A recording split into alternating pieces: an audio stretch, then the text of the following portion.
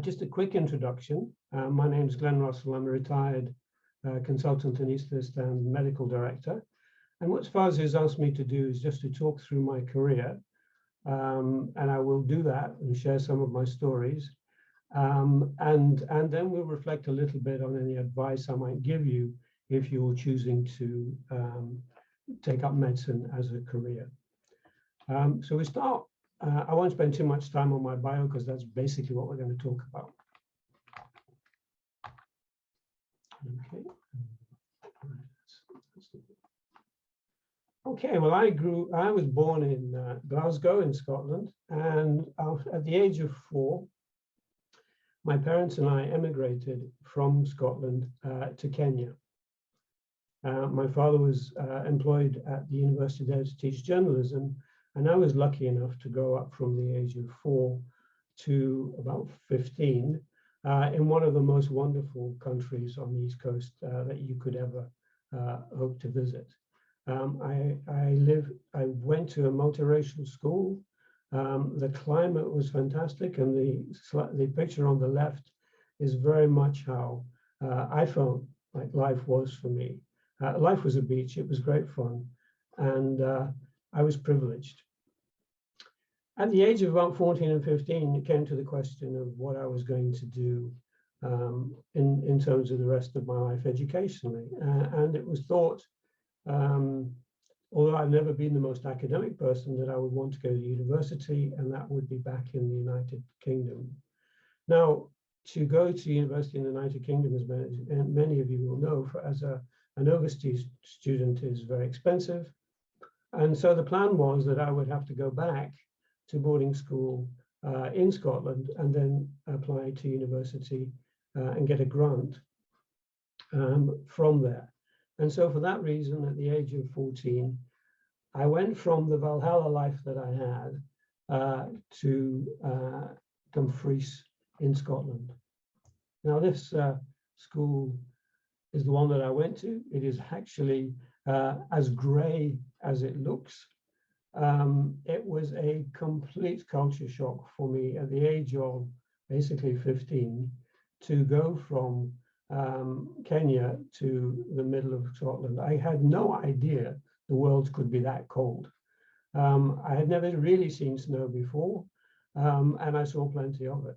But the biggest difference, I think, was in the culture. I was parachuted into the middle of a bunch of people, all boys, who had known each other from a young age, and I was suddenly the outsider, the foreigner.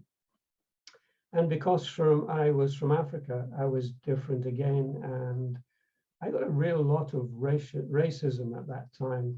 The very first night I was there were monkey sounds coming from the dormitory, and a banana was thrown across the room.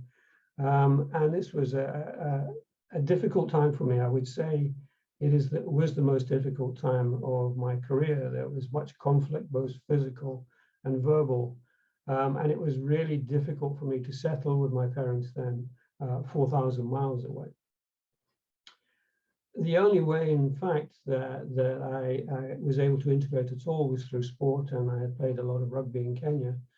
And I guess when you're part of a rugby team, people have to talk to you. And in that way, I became a little bit more integrated into the school, but it was never an easy time for me. However, what it did do was what it needed to do, which was to allow me to apply to the university in Scotland as a local candidate, if you like. Problem was, at the end of the time at this college, the 2 years I spent, I still had really no idea what I wanted to do. But what I did know was that I was on my own. And what I did know is that I would need a career that gave me a job at the end of it. And so I decided to try medicine. Like many of you watching, I was reasonably good at science. And so that seemed to be a good choice for me. And the thing that the college did for me was to support my application to go to medical school in the University of Aberdeen. Back in those days, there weren't the same hoops to jump through. You needed to really have reasonable academic aptitude and a good reference from the school that you went to. And you'll smile now when you see the hoops that you have to go through compared to what I did. But it allowed me to get into Aberdeen Medical School and away from the environment that I had really come to dislike in that school. So in 1975, I had my suitcase, a train ticket, and somewhere to stay, and I ended up at the University of Aberdeen Medical School. And you can imagine being released from an all-boys boarding school in a very grey place, which was very miserable with few friends, that when I arrived at university, I thought the sun had come out, even in Aberdeen.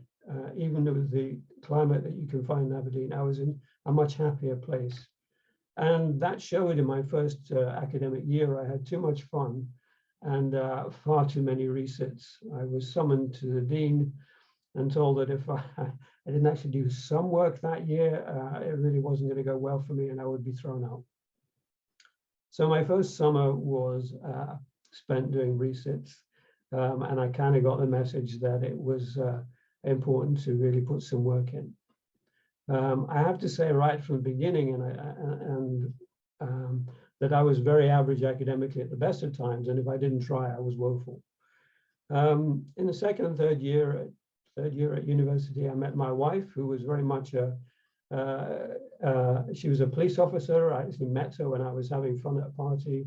I was walking home, worst aware of a drink with a traffic cone on my head, and I bumped into this policewoman, and that 47 years ago is our story that went from a conversation to a date to being married and being together for a long time. But that was some stability in my life at university. And I progressed through at a moderate pace, never top in the year by any stretch of the imagination, but I got over the bar in each year. We had no money, so during the university term, I worked as a van driver, a wine waiter, a hotel night watchman. And my goodness, the stories that I took up from there, and I've been able to dine on ever since. It was a really interesting time. I guess I could say that it didn't help the amount of work I had to do at university, but on the other hand, I was never the kind that was going to spend all weekend studying. And I met such a variety of people that I think it held me in good stead for the rest of my career and indeed my life. It was a nice thing to do, but we needed to do it financially. And in 1980, much to my surprise, and I suppose the dean's surprise, I graduated from medicine at the University of Aberdeen and proudly went up and got my degree.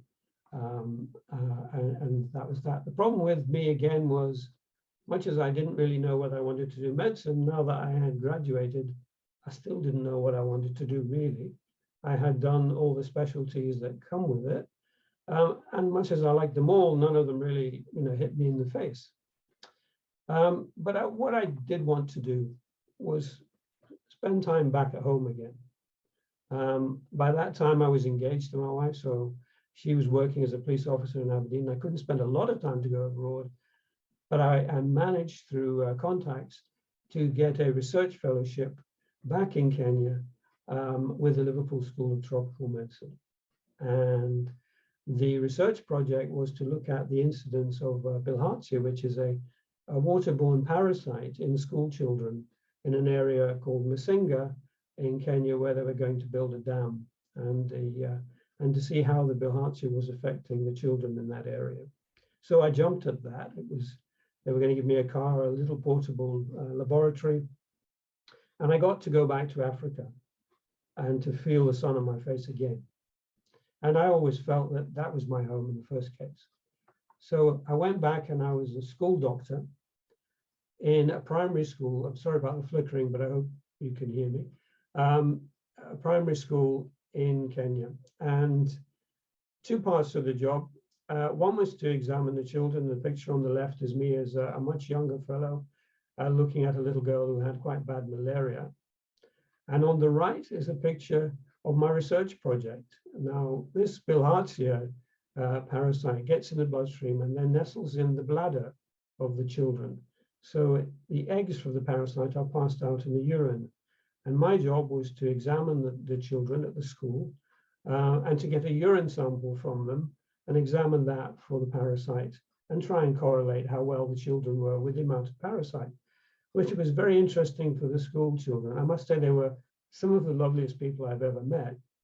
And that's, the picture is me giving a child a sweetie in return for a urine sample. And this went on for about 100 of the school children. Every time I got a urine sample, I gave them a sweetie. And I recall when I went to take one of the little children back to Nairobi who had severe malaria, I was away for best part of 3 or 4 days because I had to bring the mother back with me when I came back. And the children had got this idea that this strange guy who kept coming really would give you sweeties for urine. And to save time and effort, they all urinated in the same bag.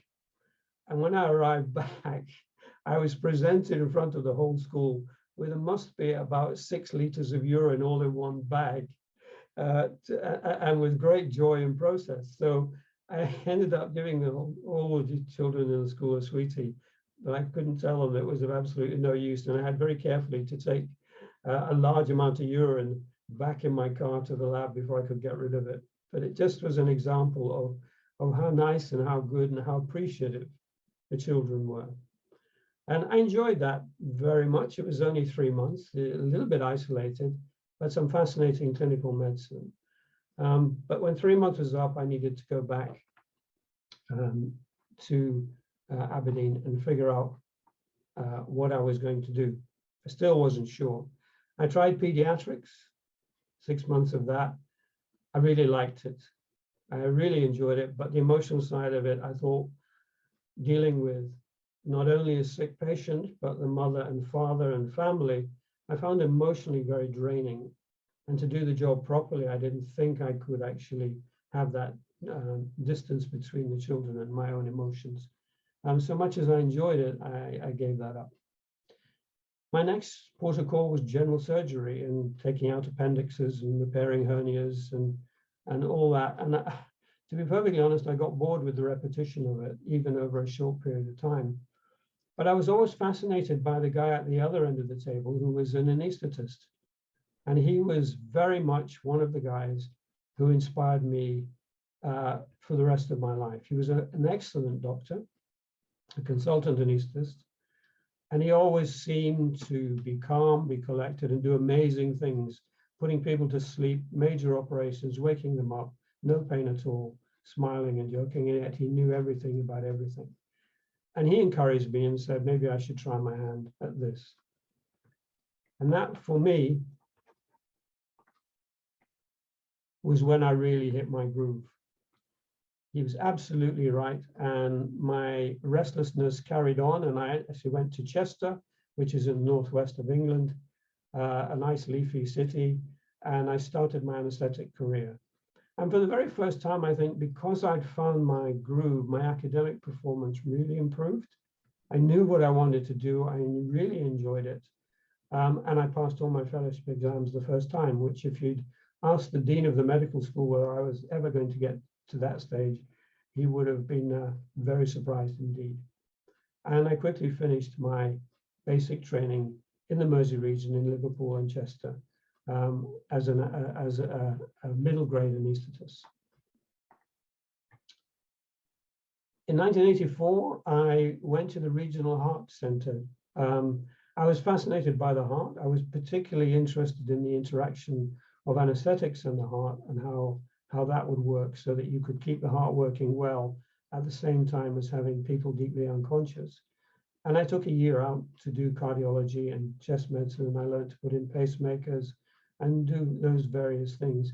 But that was only because it was a supplement to my anesthetic training so that I could be more confident and better at that, because I was really wanting to be the best I could at that. And for the remaining 5 years around the region, I eventually became a consultant anaesthetist at the Liverpool Heart and Chest Trust, which is the big posh picture in the middle, which is now the largest heart and chest hospital in the UK. And it's where I spent most of the rest of my career. So I became, in 1989, a consultant at the Heart and Chest in Liverpool. And then in 1990, I got offered a job in Ottawa in Canada. And once again, the dilemma started for me. should I stay where I was? I was very happy, or should I go? Well, I settled on going for a year to the Heart Institute in Ottawa, which was really Canada's largest heart center at that time. And again, I hit some unusual things. I hit the climate. Canada, that's a nice sunny picture, but it was minus 40 degrees centigrade in the winter at times, and astonishingly cold. We, by this time, we have a young daughter. When I went for my Canadian visa, I went to the immigration center. My wife was still pregnant. I didn't know what my daughter was, what gender my daughter was going to be. So when I had my visa filled in, I said to the immigration officer that my wife was pregnant. He said, "I will just write on the back of your visa that you should be accompanied by a baby as yet unborn." And that was all very good. And my daughter was born, and actually 2 months later, we were on the flight over to Canada. God bless my wife for coping with all of that. And we got to the immigration center in Canada, and I was told that my visa wasn't valid. We could come in, but because my baby wasn't on the visa, she couldn't come in, which caused a little bit of consternation, as you can imagine. And I said, "Well, the baby's description is on the back of the visa." And he said, "No, that's no good. It needs to be written on the front of the visa." And I felt once again that kind of immigrant thing, where people were being ridiculously and bureaucratic towards me when common sense had gone out the window. And it being that kind of outsider again, the same feeling I'd had in the freeze, I found really unpleasant. I sat in the immigration center for the best part of 2 weeks to have my baby's name taken from the back of the visa to put on the front, and going from line to line and always being told I was in the wrong line, and talking to people in that immigration center who were feeling much worse. And I really, ever since then, have felt enormous empathy for people in that situation. And whenever we have fellows from overseas that come to work with me as a consultant, they would always be very welcome in my home, and we would make sure that they were looked after and they had none of this ridiculous immigration nonsense. I enjoyed it. The culture was very different for me. The relationship between the surgeons and anesthetists was very combative, and I was not used to that. I'm more of a team player, and I was working with people in my trade in Liverpool on a much more convivial basis. And so all in all, I decided that it was nice to have gone and tried it, but I would come back to Liverpool. So in 1991, I returned to Liverpool, and I was also offered an academic senior lectureship at the university so that I could continue to do my research. And I really got involved in research. I loved it. And we looked at all sorts of clinical aspects of pain relief, performing heart surgery without using anybody else's blood, protecting the brain in complex surgery. And I managed to generate and work with my own fellows, and we built up a huge research portfolio. And I was lucky enough and enjoyed it, presenting my research with my fellows all across the world. And I had a wonderful time doing that. And it was great to meet so many like-minded people. And I think that's been part of the joy of my career, is meeting so many like-minded people that really want to find the way forward and move things forward. And so that has been a big part of my career, and something you can do as part of being a consultant in the NHS. At the same time, I was also interested in developing services to make things better, more efficient, nicer for patients, making the culture in the hospital more patient-friendly. And I began to work on really complex things like replacing parts of the major blood vessels in the body and keeping the brain functioning and alive while you replace the main blood supply to the brain. Really complex stuff, but incredibly enjoyable, really able to do cutting-edge stuff, all within my NHS career as a consultant. And with all this and my research, I began then to get into clinical leadership. And that's where you become a member of the team that actually begins to run a hospital as opposed to part of the research department. In 2005, I was appointed the medical director of the Heart and Chest Hospital. Enormously proud moment for me. The medical director is really the head doctor who carries the responsibility for the care of all the patients that come through the front door, irrespective of who is treating them. So the role is to look at the standards of care they all receive and to make sure everybody is treated well. It gave me the opportunity to put into place some of the things that had come from my research, some of the pain relief strategies. When you're at the top table, it gives you an enormous capacity to really change things. And I think that was the important thing about it, is the ability to bring out change. And working with a really great team of doctors and managers, we actually became the NHS Trust of the Year in 2013, which was an enormous achievement for a tiny little hospital, relatively speaking, in the middle of Liverpool. And that was a very proud moment when me and my team went on the stage to get that accolade. At the same time, my daughter was now beginning to be old enough to think about going to medical school.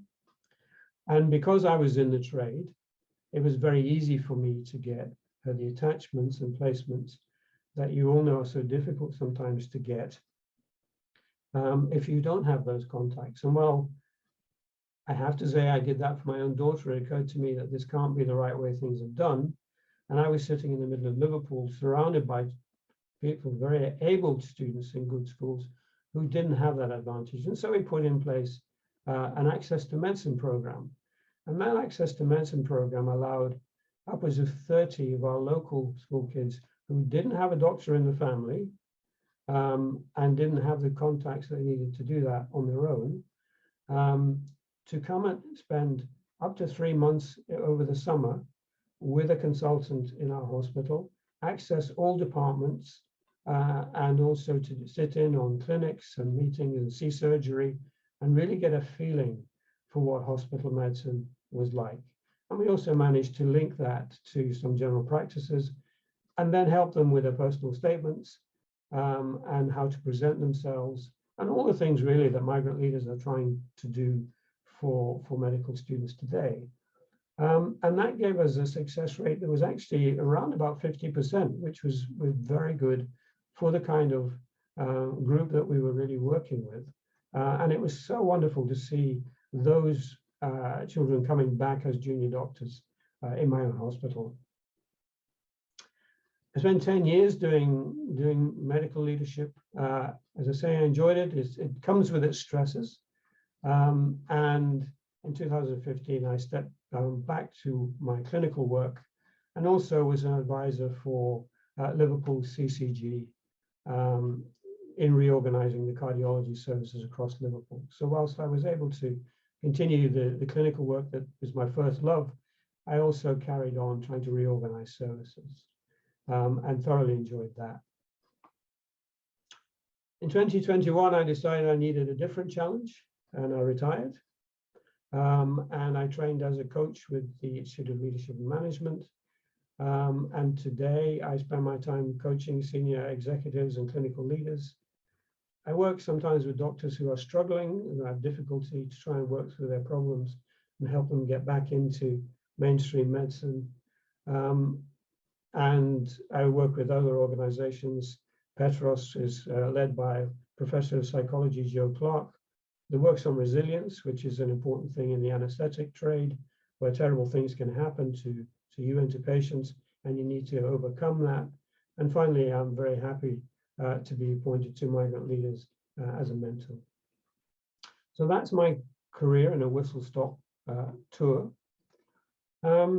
What do I think about things like, well, if you're thinking of applying for medicine, why is it? Well, my experience working with people who want to do that is there is a small group who always wanted to be a doctor. They almost were born waving a stethoscope, and that's absolutely fabulous. But that is a small group of people, and you mustn't feel that medicine is not for you unless that was what you wanted. The second thing, which I'm not so keen on, is parental or cultural pressure. There is a lot of that. Mommy and daddy want me to be a doctor or a lawyer or a dentist or whatever. and there's a lot of that. If you really don't want to be, it's a tough thing to overcome, but it shows very quickly if you're there, if you like, under sort of, it's hard to say duress when it's your parents, but if you're not really, you really don't want to do it. If, like me, you're looking for a secure job that will pay you some money, or you don't really know, but you're good at science, there's nothing wrong with that. At the age of 16, 17, 18, it's very difficult to form a strong idea of what you want to do. And my feeling is try it. My feeling is also is talk to some doctors, talk to people like myself and the other people here. See who can tell you a little bit more of what it's like, because the media right now is full of doom and gloom and despair.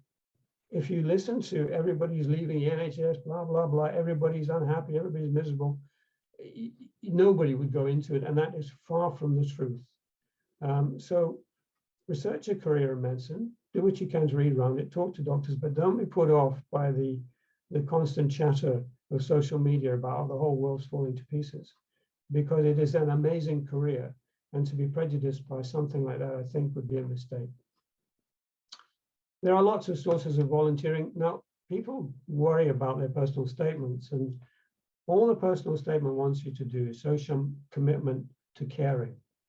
They're not expecting you to have done brain surgery or been in an operating theatre or any of that. And I often say that actually, if you walk down the road and knock on a door and ask an old lady if she needs her shopping doing for her, you can weave that into a personal statement to show caring. And it's that sort of thing. The ambulance services, the Red Cross, there's lots of things, and you're welcome to share that slide, all those details. They're all on the internet. So don't get it too complicated, but it does allow you to get some idea of what it's like to work with people one-on-one, and see if that kind of fits with you. The hard part, I think, of applying for medicine really is the academic qualifications, and these have really ballooned since COVID. You do need a good set of GCSEs. Everybody was getting 3 A's at A-level for a while because these were predicted by the schools, and no one in the schools would dare predict anybody less than 3 A's or get a lot of grief from the parents. And so that ballooned it, and they're struggling a little bit with that at the moment, and they overcommitted and gave too many places. But you do currently need good A-levels. Triple A's in the sciences as well. If you have a postgraduate degree, it needs to be a 2-1. The postgraduate entrance, you have to be a little bit careful because the places are limited compared to the undergraduate. It's probably about 10%. But universities do vary in what they want. And again, check online. There are universities that have called a widening participation program that you should look up if you're not quite that academic.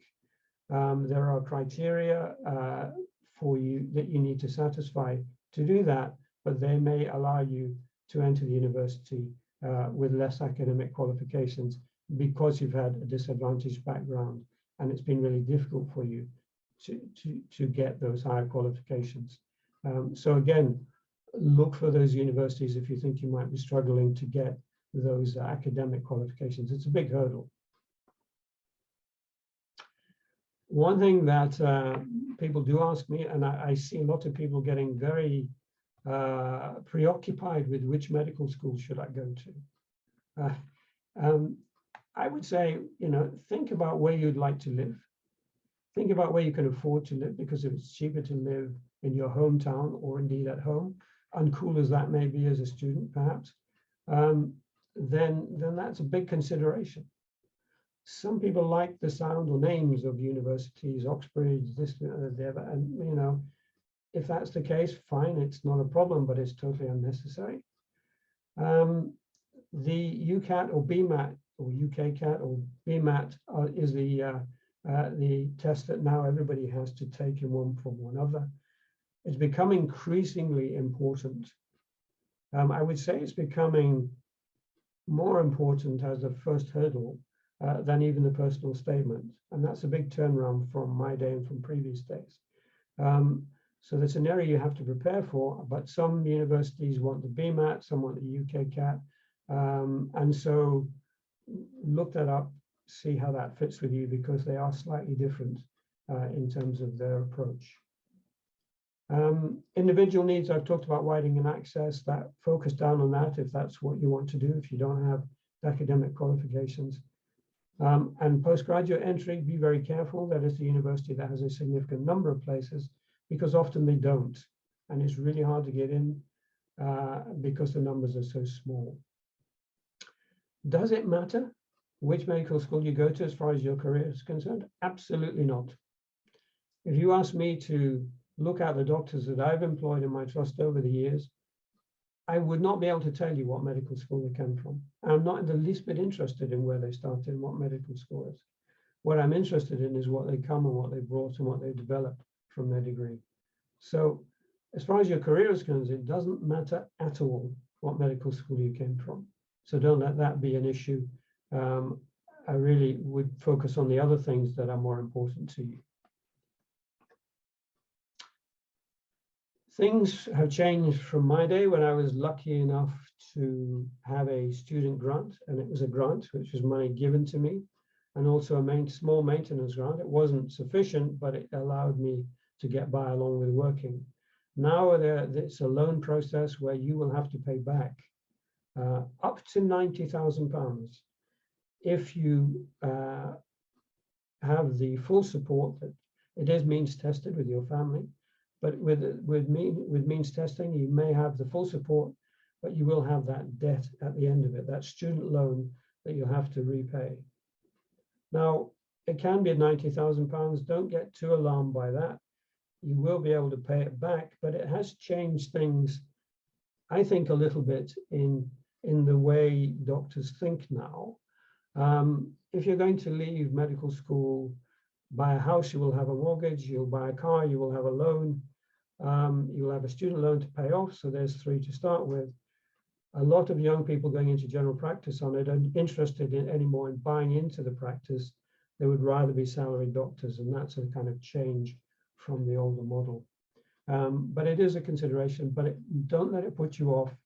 It's doable, you will earn good money as a doctor, and so you need to be aware of it, but don't let that be a consideration that stops you doing it. I really wouldn't. So what causes people to drop out of medical school? Well, it's mostly in years 1 and 3. Years 1, you have all the difficulties, the social change that I went through, and they lose about 10% of students from your academic year. The biggest cause of dropouts is academic difficulties and not making the grade, not adapting to the rigors of university academia, working on your own, working without learning from lectures, a different way of learning. So it is something to be aware of. Social isolation, living away from home, people sometimes just decide that it's the wrong career. And right down on the list at the bottom is financial reasons, because with a student loan, you may have to work, as I did during it. You can get by. I mean, others will have opinions on that in this day and age, but you can get through medical school. But I say on average 10% leave. Most reason is academic.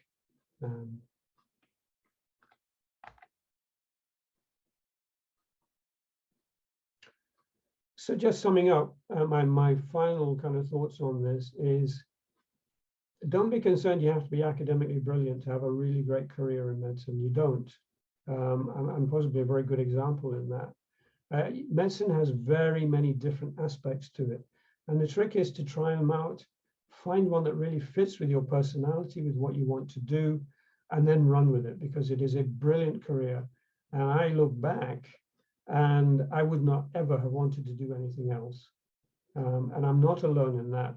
Most of the people that I know who are at my age and retired would say the same thing. So beware of the media and all the grim news in the media. It is a great career. So rarely do you get the chance to interact with people at the level and help them to get through the most difficult times in their lives. And that is incredibly rewarding. You won't be rich. but you won't be poor and you're very unlikely to be unemployed. And so for me, I would say, if you get the chance to do this, pick that ball up, run with it, take it where it goes, and really have a great time. And one final thought is this picture of a little girl here who is my daughter. She was then about 12 years old. And as they do, she took me aside. She wanted to give me some career advice. And she said, "Dad, can I talk to you? You have a terrible job. You're always away. You're always working. You have to get out of bed in the middle of the night and it's freezing cold and you have to go into the hospital. And that really is terrible. I think you need to get another job. And I never want a job like yours. It's awful." 20 years on, there's the same girl. And I was very lucky to be able to work with her, as she is now a registrar in anesthetics in the same region as myself. And she managed to wangle to do some operating lists with me before I retired. And it was, as you can see, an extremely proud moment for me to have my daughter there with me. And so much as she gave me career advice, she totally ignored it. And so perhaps a career in medicine isn't that bad after all. Thank you.